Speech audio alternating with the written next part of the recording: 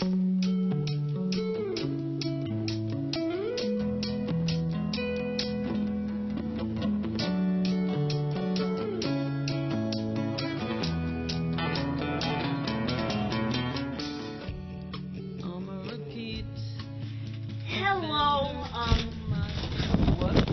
I don't know what the hell I'm doing here.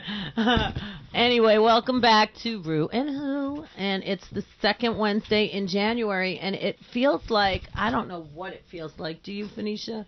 Do you have Crazy. It's like the biggest thing today, though, in the history of this date that I think is the biggest thing, besides the fact that my Who is not here. Everybody's fashionably late these days. What's up with that? People think that they have to be late to be in fashion. I don't know. I'm always on time to a fault. I always feel that that's a major thing for me. But anyway, January 13th, the big deal on January 13th is the day that Hitler declared total war on January the 13th. Now, do you think it was a Friday? I almost think it probably had to have been a Friday the 13th. Like, you know what I mean? If he did it on the 13th, I don't have the year, of course, but you can look it up, that he did declare war January the 13th. And he calls it total war. Like, he was not joking, this man. He was just, like, out for trouble. So that happened on January 13th. All right, a little other things. The Rolling Stones did appear on the Ed Sullivan Show on a January 13th, so obviously that had to be a Sunday. What else? What else can I tell you? This is pretty funny. Thomas Crapper, you know who he is? No. Thomas Crapper, take a guess.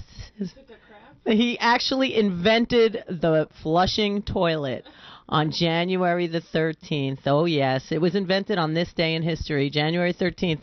So it's the... Is that what they call it, a crap room? Yeah, that's why. It's because it was invented by some man named Thomas Crapper. I guess his name didn't mean that at the time, you know. His name took a whole new meaning. Now, if your last name's Crapper, it's not as lovely as it was when he was growing up, I'm sure. You know, I guess all of his ancestors and people that came after him don't feel the same, you know. I don't know. You know what I'm saying. It's also the day that the accordion was invented. So it is National Accordion Day, believe it or not.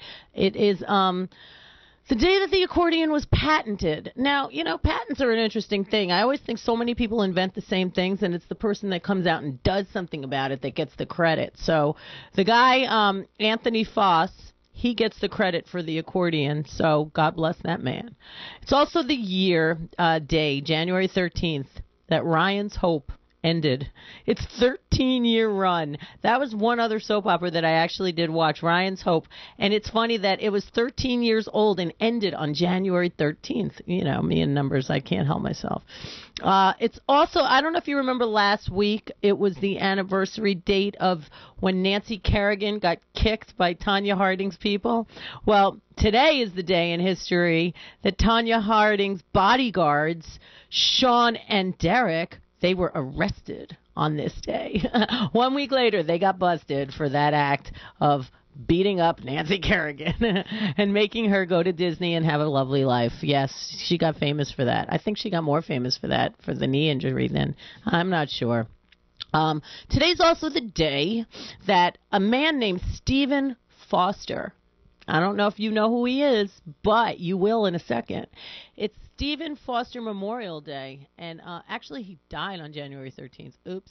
He died on this day, and he was actually born, oh, it so figures.